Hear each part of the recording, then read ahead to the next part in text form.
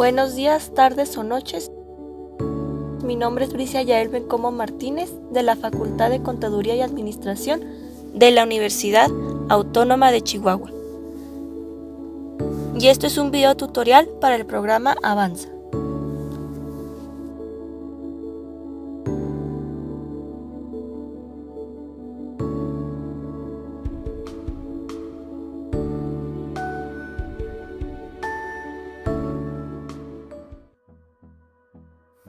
Antes de comenzar con el tema, tenemos que definir lo que es el concepto de una crisis.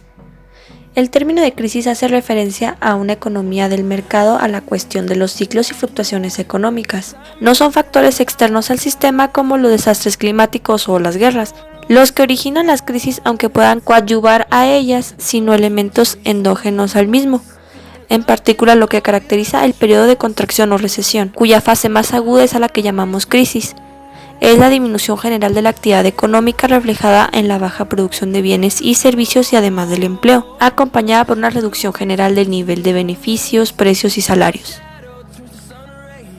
La crisis del capitalismo contemporáneo más importante fueron la crisis de 1929, la cual era conocida también como la Gran Depresión. La crisis de 1929 a 1933 ha sido de la más severa en la historia económica del capitalismo mundial moderno. Bastaron aproximadamente 4 años para borrar de un solo golpe el avance económico registrado en un cuarto de siglo en los Estados Unidos. Milton Friedman y Anna Jacobson, en su libro A Monetary History of the United States, que en español sería una historia monetaria de los Estados Unidos, sostienen la tesis de que la crisis pudo haber sido menos severa y de menor duración si la Reserva Federal, que básicamente esta estaba en el Banco Central de los Estados Unidos, hubiera implementado una política monetaria expansiva. Antes de comenzar con las causas, tenemos que señalar que como el punto de partida de la Gran Depresión fue el 29 de octubre de 1929. Ese día fue recordado como el Martes Negro.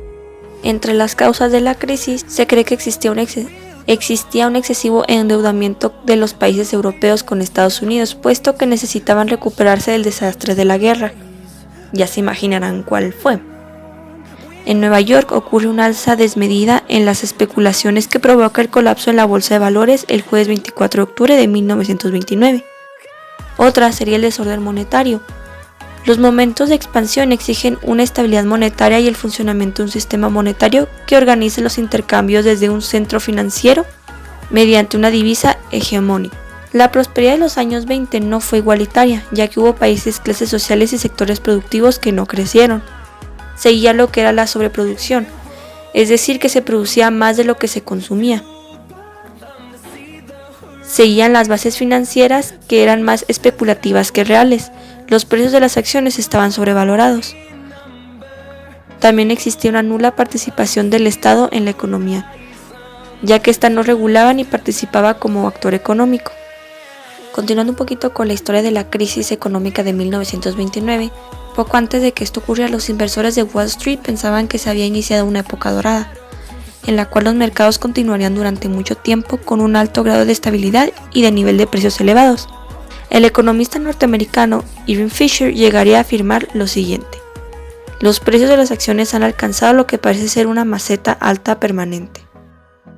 La semana previa al Martes Negro, el mercado entró en una situación de inestabilidad que acabó con la sensación de euforia que se volvió hasta el momento. De tal forma, ante los primeros síntomas, los inversores comenzaron a retirarse del mercado. La Gran Depresión trató de explicarse desde diferentes corrientes. Una de ellas fue el keynesianismo, y la economía institucional, los monetaristas e incluso desde economistas ortodoxos, quienes realizaron sus interpretaciones. La perspectiva keynesiana, que como paréntesis básicamente el modelo de Keynes o keynesiano, es una teoría económica enunciada en el siglo XX por un importante economista británico llamado John Maynard Keynes. Pensaba que la política económica era la herramienta clave para sacar al país de la crisis.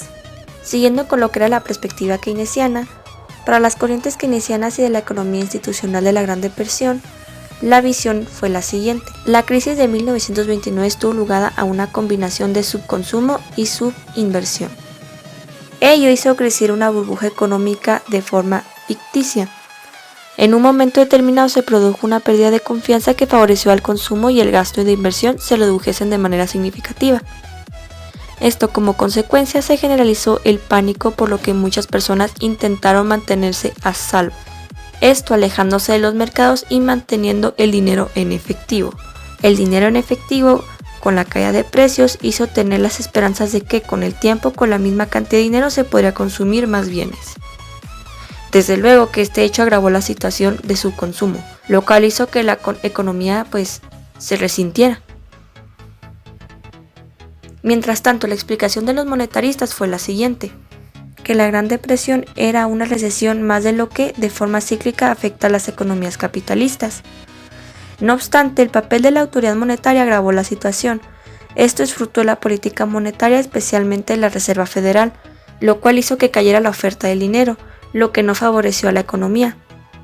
De forma paralela, algunos especialistas han señalado que se sufrió una deflación, que aumentó el valor real de la deuda, lo que en última instancia hizo que aquellos que habían obtenido un préstamo o un crédito debieran en términos reales más de lo que recibieron. Y bueno, ¿cuáles fueron las manifestaciones de la crisis?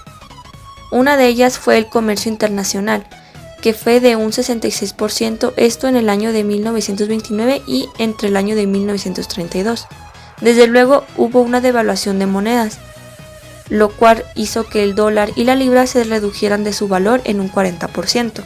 Y desde luego se expandió el desempleo, lo cual hizo que se agravara la situación de la clase obrera.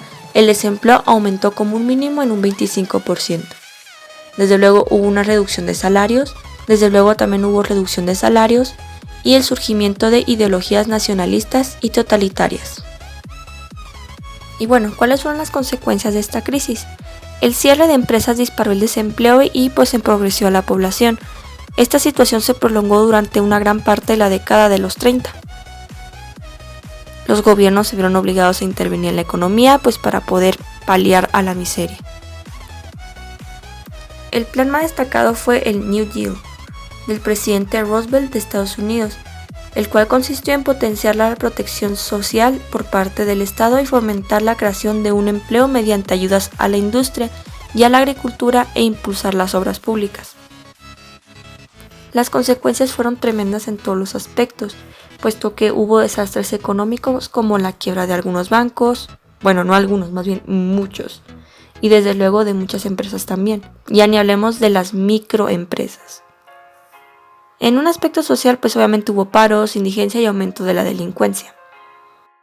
En Europa, las empresas e iniciativas de gobierno formadas gracias a los préstamos quebraron de manera estrepitosa. Y obviamente hubo despidos a masa, no solo a Estados Unidos, sino también a nivel mundial. Y obviamente hubo cesantía a nivel mundial también. Continuando con las consecuencias económicas, ya habíamos hablado de que numerosos bancos quebraron como consecuencia del impago de muchas personas, que básicamente suscribieron sus créditos. Además, el consumo descendió, lo que significó una caída de precios y la circulación monetaria. Muchas empresas de diferentes sectores se vieron obligadas a cerrar. Todo aquello conjuntamente dio lugar a que la economía se frenara. Por ello, la renta nacional y la riqueza de muchos países se vio mermada. También como consecuencias sociales tenemos básicamente que el desempleo aumentó. Los que lograron mantener su empleo, básicamente sus salarios se fueron reducidos de manera drástica.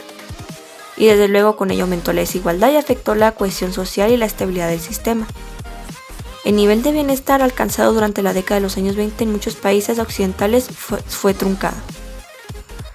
No obstante, no solamente la clase obrera se vio afectada, también la clase media, que se básicamente empobrecieron.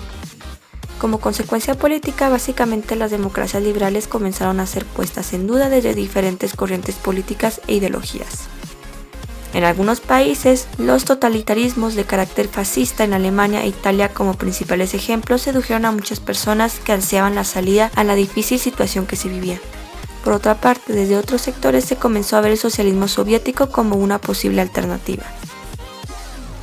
A pesar de las muchas diferencias de intervención económica del Estado, aunque con muchos matices, era un elemento común. Las intervenciones estatales parecían aptas para paliar los efectos de la crisis.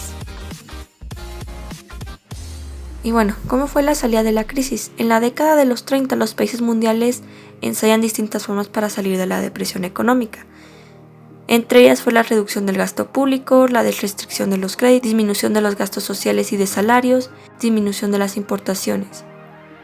La clave de actuar sobre la oferta promoviendo una disminución de su volumen, las políticas liberales fracasaron y generaron aún más paro y recesión. Gran Bretaña mantuvo esta política económica hasta 1931 y Estados Unidos hasta 1933 y Francia le seguiría después en 1936.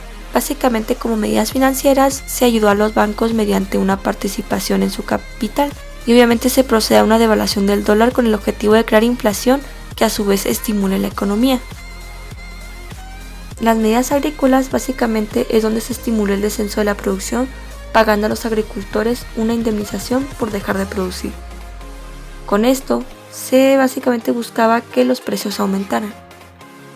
Las medidas industriales fue que se promovió el aumento de los salarios y que a la vez se disminuyeron las horas de trabajo.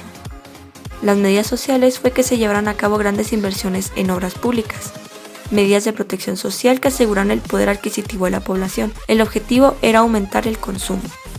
Y esto ha sido todo por el momento. Espero que te haya servido y que te haya gustado. A continuación te dejaré en pantalla las fuentes donde podrás encontrar muchísima más información. Gracias por ver.